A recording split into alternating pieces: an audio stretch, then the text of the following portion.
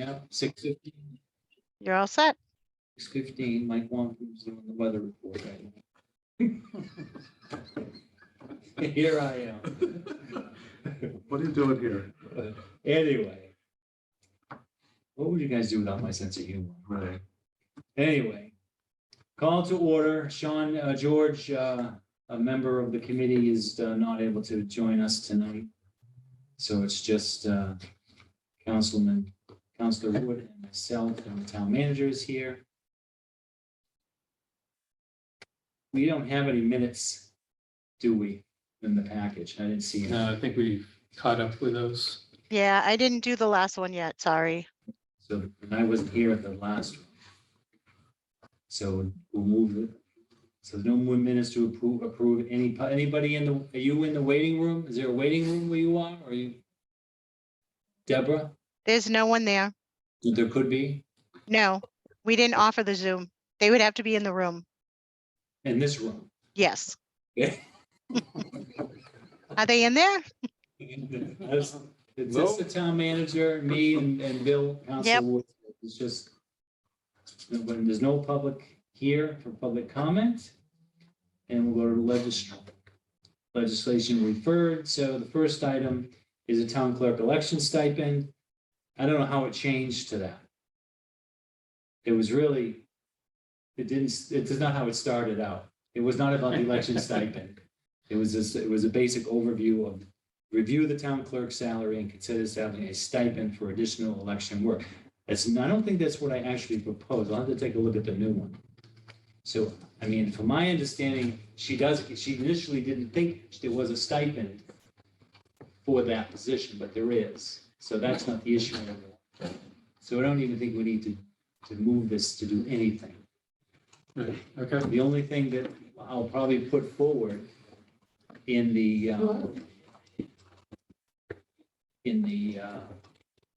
probably December is her, I'll put forward a salary. And we'll talk about that. Yeah, okay. Did you have anything else on that? No. Is this So, virtual? so do you want to try returning it or just keep it here, or what do you want to do? Just record. Yeah, I'll return it for December 6th. Yeah, okay. We just won't take any action.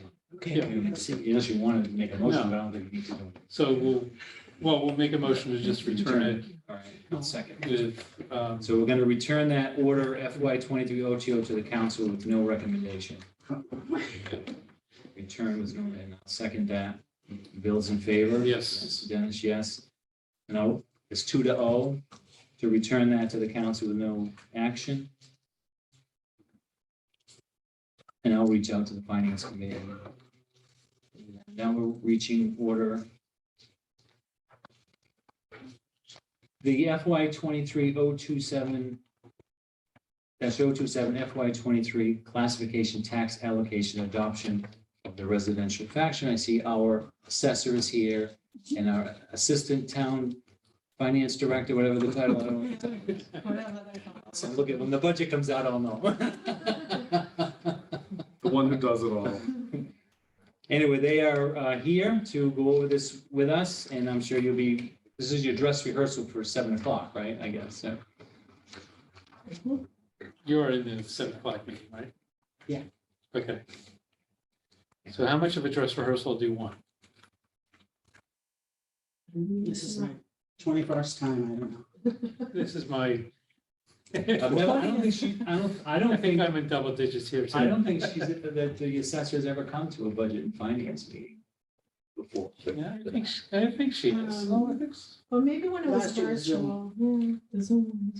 I think you're good. And last year was Zoom. So, Yeah. Yeah. All right, so the floor is yours to, we'll talk about Did this. you all look at the packets? Yeah, you can, well, I have the packet. Mhm. I have looked at it already. I like how the recommendation is to, so the people at home don't get too confused, that the tax rate might come down, it looks it, and that what people's values have skyrocketed last year. So Tax rate, yeah, the that's tax the rate may go gist, down, that's but- the gist of the whole Right. thing. People don't understand the tax rate is a plug value. That's right. Your it might go down, but it doesn't mean you pay less. Yeah. Because your values have gone up. And vice versa, the values, your rates could go way up. It can happen. I'm looking at your history, of the history of that. It happens all the time. I'm wondering if we can have more of a conversational format than Shelley just walking through 20 pages of stuff that she's gonna do during the council. Because I'd like to ask a couple specific questions related to the work that led up to this. Okay. Okay, All right, if you mind. So we've had a lot of growth, especially in the area of like warehouses like Amazon and out on Elm Street. There's been a lot of building there, Fruit Street, now Bedford Street and stuff. So I think all of us in the room understand the process by which it then gets billed, gets assessed, added to the tax rate and what. So years ago, and I don't know if this question will come up in the council, I may or may not ask it. So I'm looking at the rates between commercial property, residential property. And over the 10 years that we've been looking at, it's hardly shifted at all.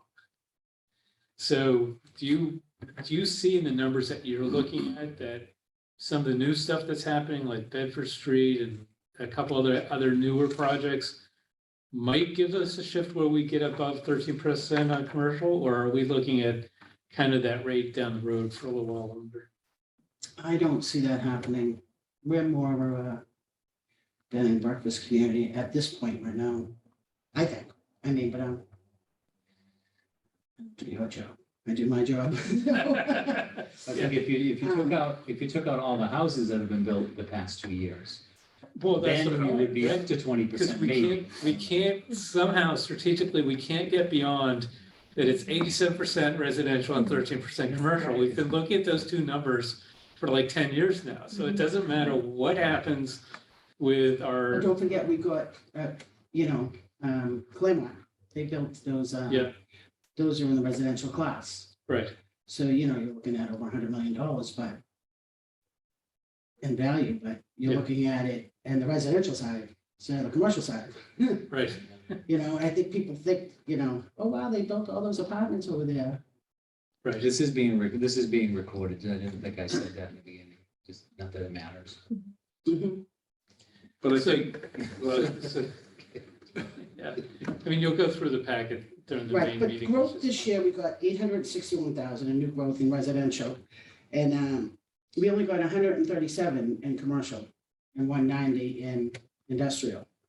So you're still, you're not where I think you're trying to aim to get to.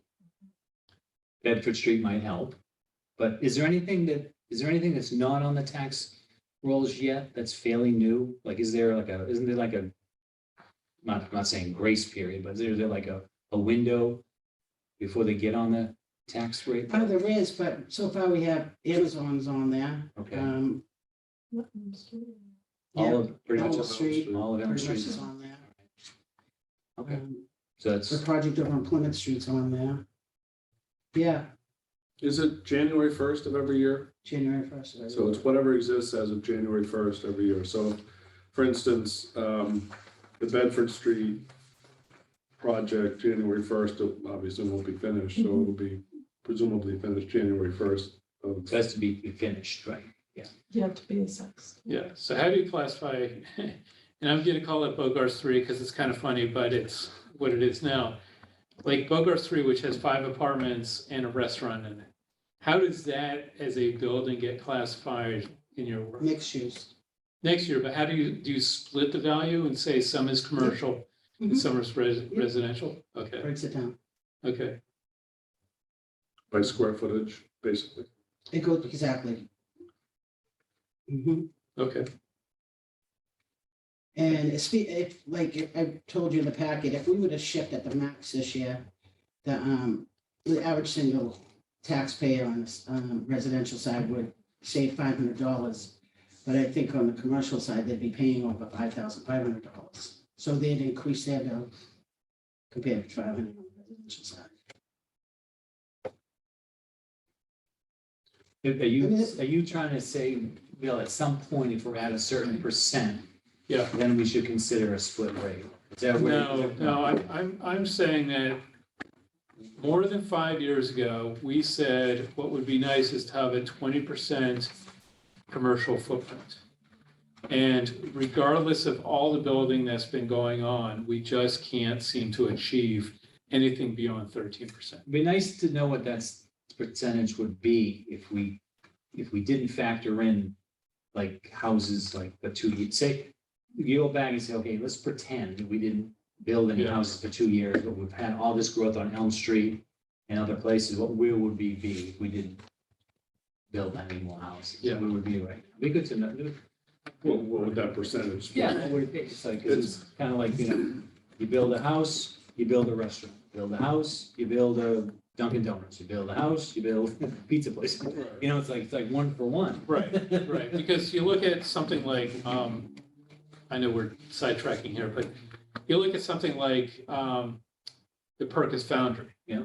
Which today is classified as all industrial, may not have a huge tax bill because of the age of the building, that sort of thing. But there's no residential there today. And what is probably going to be proposed is a mixed-use structure that has 30 commercial up front and 70% residential behind. And so I don't know how that would shift, if any of those two numbers, the 8713, numbers, by having a project like that, probably wouldn't shift it at all. It could lower the commercial. Yeah, it could lower the, right. Right. Percentage wise. So I don't know strategically, in terms of growth around town, how we try to maximize commercial and yet not have the residential keep pecking away at that percentage.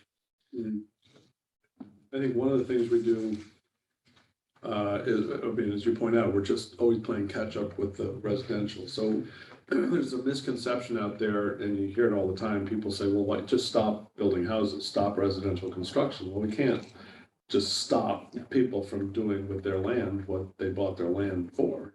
But what we can do is try to encourage commercial development in the areas that are zoned for commercial development. So Elm Street's a great example. I don't even know right now, if we didn't have Elm Street, what the split would be. It'd probably be like 90-10 or, something closer to that. Yeah. So that's where we can expend that time and effort, is trying to, maximize the commercial development, quality commercial development preferably.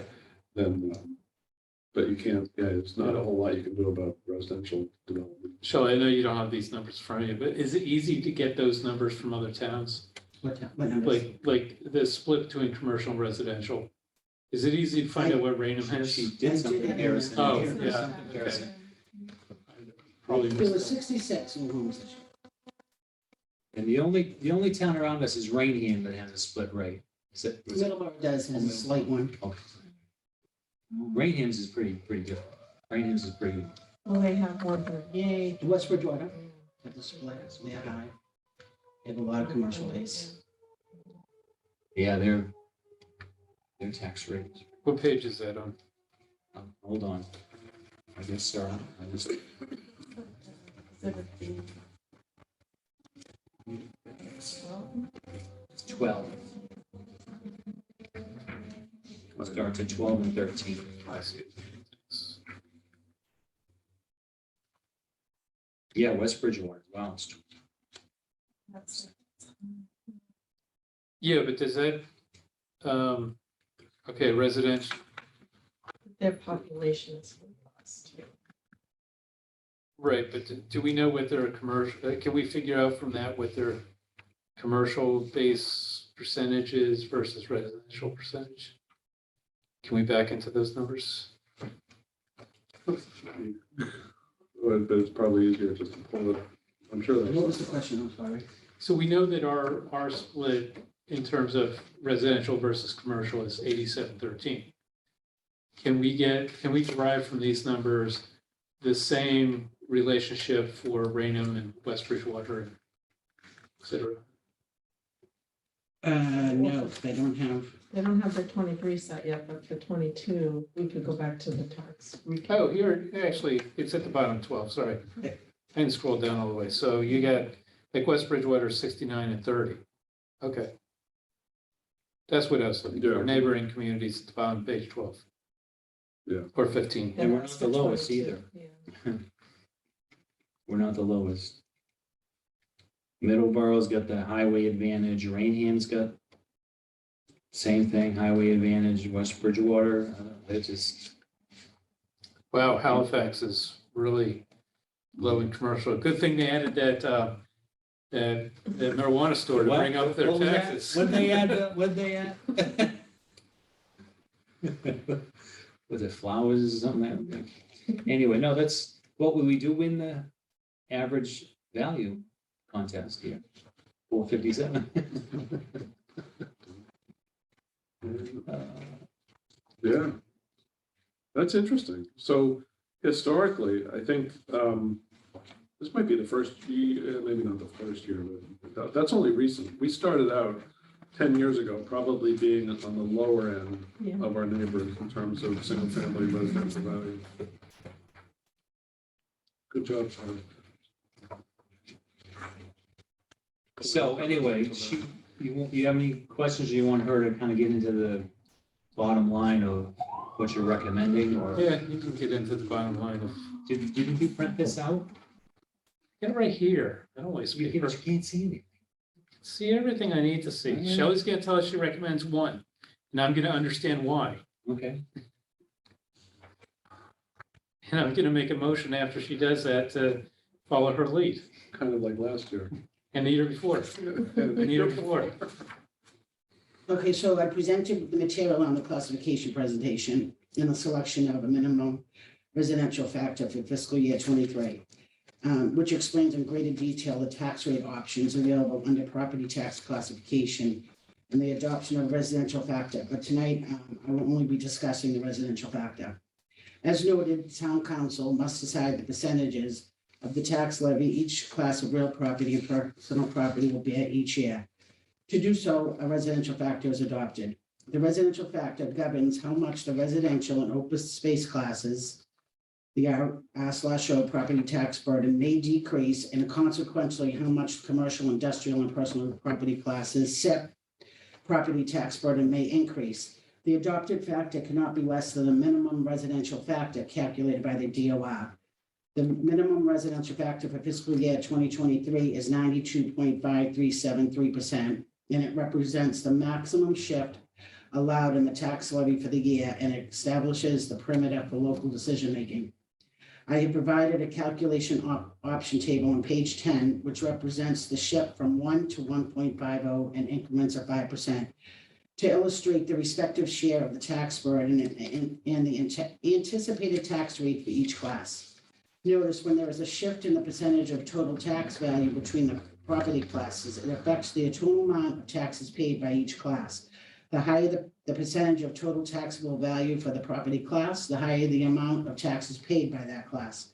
Conversely, the lower the percentage of total taxable value for the class of property, the lower the amount of taxes paid by that class. It is also important to note that although the council is effectively choosing the SIP factor, it is technically selecting the residential factor. If a factor of 1 was adopted, the tax rate would be the same for all classes. The rate is determined by dividing the tax levy by the total value of all taxable property in Bridgewater and then multiplying that result by 1,000. The estimated tax rate for fiscal year 2023 is $12.84. The levy is $55,957,296, and the value of the town is $4,358,044,870, which equals 0.01284 multiplied by 1,000, the tax rate to be 12.84 estimated. If the tax rate of 12.84 is approved by the Bureau of Accounts, the average single-family tax bill for fiscal year 2023 will be $6,696, which is an increase of $143 from fiscal year 2022.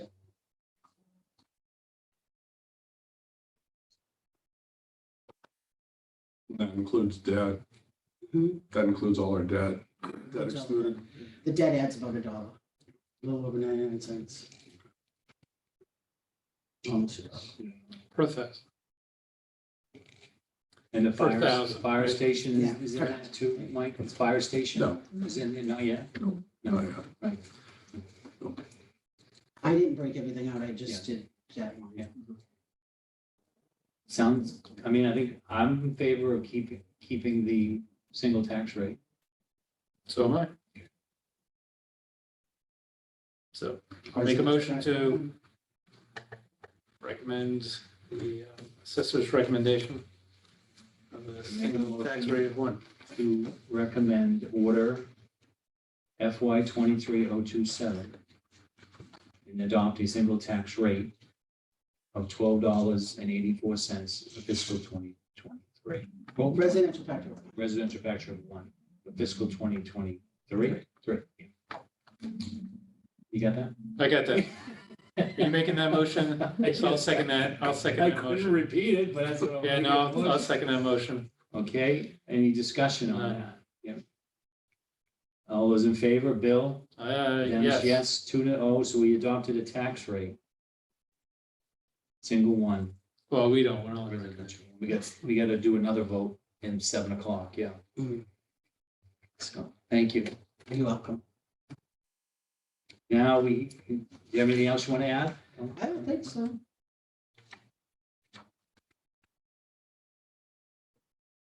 Well, okay, Yeah, okay, All good. see you at 7. Thanks, Charlie. You're welcome. I've I have almost to got- call, down almost there got and what find you out said when my memorized. betterment goes away. Yeah, I they'll should be be, able, she can look it up. I want to call down there and find out when my betterment goes away. I can The look it up. sewer better? Yeah. 'Cause I moved in 2022, 2002. Wow. So it's been 20 years. So I should have one more payment in January. This usually comes out the first Goes bill. on what tax bill, yeah. And then that should be it. Should be, Celebrate. according to my That'll be numbers. nice. Then when my escrow review comes, they won't go haywire on me. I want you to work on getting sewer on Hayward Street. 'Cause You just had the whole road done. Now you want to I rip know. it up again? I know this guy went across the road with sewer. Yeah, the bridge, he went across the bridge. Do you have the details of that? Okay, so prior fiscal year bills, did we get them? All right. It's not on our agenda for tonight. We We just can- did it as a tool. If we vote on it, we won't need to meet So again. that's not- Let's do There's that. nothing being referred to us tonight, is there? I don't think I so. don't, Let's just vote it, get it out of the way. Yeah. So you're talking about order 23031 prior fiscal year bill? yes, that is a unemployment claim that I think I explained, we contested the unemployment claim and we got basically overruled. Or the decision went against us, the bridge fiscal year, so it's considered a prior fiscal year bill. Lori could correct me if I'm wrong. But it's going into the trust fund, right? The unemployment trust fund? No. No. We have to pay the state. Okay, I did, right, Yeah. it's a different account, okay. Yeah, that Do you have any unemployment- questions about that? I mean, Yeah, so we're paying it of one-time stabilization because it's prior year and you can't take it out of the budget line item for this year, correct? Okay. Motion to recommend, I'll second. Any discussion? Bill, yes. Dennis, yes, that's passed 2-0. Veterans tax benefit. I read through it. I have no problem with it. I'm just trying to understand what it means. So, did you were here last week when Scott explained it? He did a great job explaining. So, We should have insurance. yeah, so veterans have a benefit for abatements on real estate taxes, but But they have to meet a certain qualification. yeah, they do. So, but what happens is if they have to go into a conservatorship or some structure like that, where they aren't structurally primary the homeowner, taxes then cannot be abated unless our town accepts, was it 22F? Which is what Of we're the doing, section. And that's what we're doing. Right. 22G. And then the benefit continues, and they can continue. I was interested in, and I don't know if you have the numbers how many people this might actually affect, but I gotta believe it's probably very small. Probably a minuscule number, Yeah. quite honestly, probably one person. at Yeah, this point. that's what I was thinking, less than a half dozen people anyway, so it's not a big burden for the town, and it's a huge benefit to continue the benefits that if that veteran or spouse with the benefits had not gone into a conservatorship or something else, they would have continued that benefit anyway. So I'll make a motion to recommend. Okay, I'll second. Any discussion, any further discussion? Bill, Yes. Dennis, yes, it's 2-0, passes. We're recommending, I should say. I keep saying passes. And the budget resolution, This is similar to what we had last year. Years ago, we were very specific about revenue targets and things like that. So you can see that the sound financial condition goals here are pretty straightforward in terms of solvency, et cetera. I don't think there's any real surprises here. Revenue estimating. I'm sure when we get into the larger budget, we'll see projections on excise taxes and things that we always see. Property taxes, cost drivers, things like that, the budget objectives. So I think, made this change last year, the year before, to kind of explicitly say things like the grant funding should continue as much as we can, review cost of in-house service versus outsourcing, the town's website. And other technologies, cost effective, and I think this last point, number 4, submitting a budget which maintains the town's current service level, a budget which will meet the town's manager's service priorities. So current service level, as we used to discuss, especially with Tim, current service level means people and other things that we currently have. What will it cost us next year? Because we know that, all the contracts move year to year. So, what does that increase look like? And then what other service priorities on top of that? So that's really what that last paragraph, the last bullet point is for. It's kind of a carryover from last year. I think I'm comfortable with it. I'm comfortable with it too. What I wanted to discuss though is, Michael, when the free cash gets certified, and I thought of this today, and I wasn't at home to dig it out, so. When the free cash is certified, you put an order in and transfer that monies to various capital accounts. And what I was trying to find is there some ordinance that the council approved at some point to say what percent goes here, what percent goes there? I couldn't find that. Yeah, Tim was the sponsor of that. Okay, Was that a policy or was that an ordinance? I don't remember. It was called a policy, but I think it went in as an ordinance. because there I are, can dig that out. yeah, I was on the town website going back. Some of the ordinance on the website, when you click on it, it doesn't, Yeah. there's nothing there. It's like, Yeah. it Yeah. has a number, but when you click on it, there's no document. Yeah, So where I'm going with this is I think we need to take a look at those percentages and say, okay, does one area need a little more than another? I don't know. Yeah, I mean, if we're talking about, and I wasn't at the meeting last week, and I know you had mentioned, Mike, that, we need some road improvements in this town. We know that. And is it fair just to throw that on the taxpayer and say, here's a debt exclusion for you? I don't think it is. So my point is that I think we should look at these capital funds that we have established. Obviously, there's only one. I want to try to fatten up the main one with more money. Yeah. To be able to have some of that available for road repairs, although, that's where I'm going with this. so here's my suggestion. Okay. because I did this a few years ago and the percentages in the fund stayed the same. Let's reintroduce that policy and see if FinCom and this body wants to amend that based on recommendations.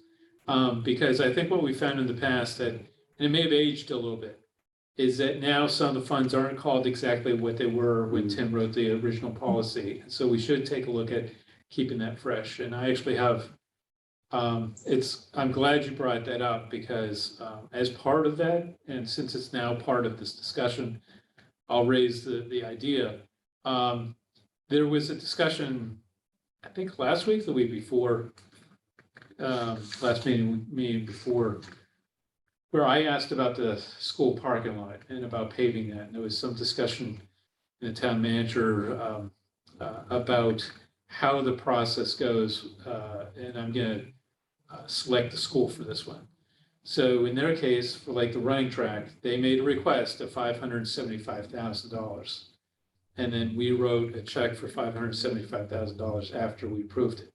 But I'd like to see changed in the capital policy when we do this is I would like it to say paid on percent complete as opposed to all one time. So we need to work on that language as part of the policy and we could do it on this so the idea is that if we're approving money for the track as an example, it is dedicated to the track and we pay a percent complete on like engineering or materials or labor or So PO. you're saying what we did on that case is we just sent them the check. Because they used it for Chromebooks. I heard that. And basically we could But they say, did, but they are gonna use money, they have used other money to pay the. I know, but it would be an audit nightmare if that were a corporation. Right. I know. You know, I don't disagree that it should be. yeah, and so for some of the other things that maybe we want to do to improve building maintenance, and the request, it's usually a request and a fulfillment of the request, but we should probably tighten up the payment of that to make sure the objective is met on. And they initially asked both for parties. tennis courts. Remember, it was tennis courts to begin with, Yeah, and it went to the track, I know. then it went to Chromebooks. So I'm using that because as an example for the parking lot, let's say it's a $25,000 repair. We would want to see a PO or a contract before we allocated any money, so we knew that was going to be done.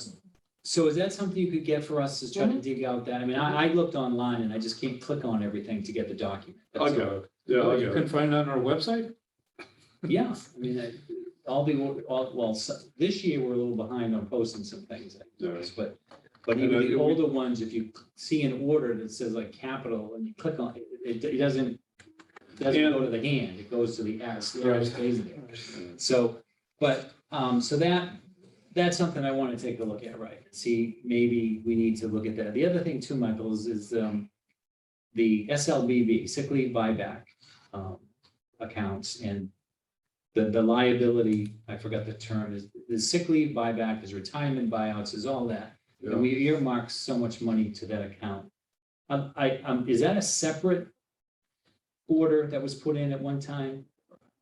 How did that account get created? Yeah, we must have created that by some sort of order, and I don't remember if it was pursuant to what Tim had introduced or not.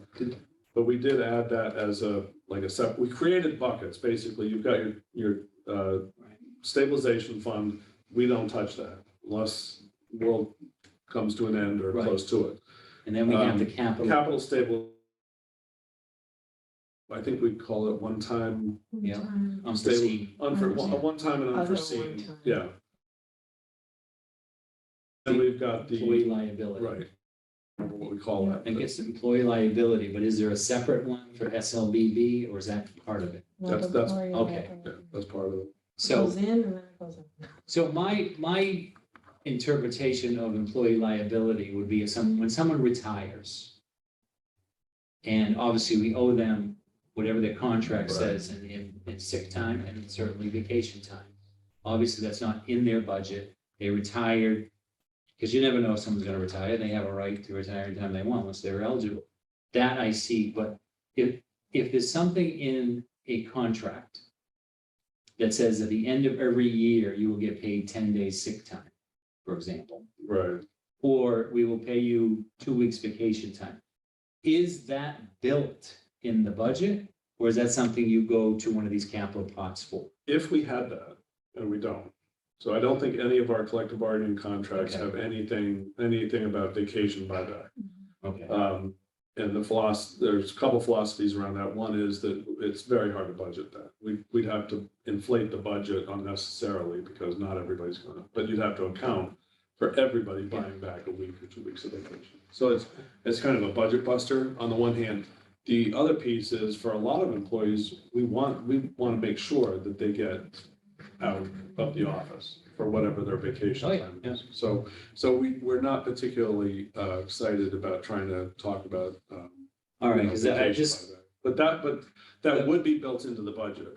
okay, because that's the thing, I just want to make sure that the SLBB or the employee liability account is more for those that retire. It And is. it's not being transferred to their account during the year for an active employee that's still there due to a contract. Oh, It should be built like longevity or things like that, it should be, and maybe someone leaves and goes to another town, maybe you gotta pay them out of that too, I don't know yeah. We how don't- that works, but I just wanted to, No. because if you look back, I mean, I know we have done a very good job with negotiating contracts since you've been here of getting those Yeah. buybacks under control, but if you look at what we've been spending, it doesn't look like it's. It doesn't getting look, under I control. know. It's Well, like, when are we gonna hit the bubble? Lori and Michelle, and Tony have done a great job, trying to sort of it's very hard to estimate. Right. Because, somebody with a gazillion hours of sick time accrued, could chew it all up tomorrow and it would change. But I think we have, pretty as solid as we can get estimates about where we're gonna be, when an employee is eligible for retirement.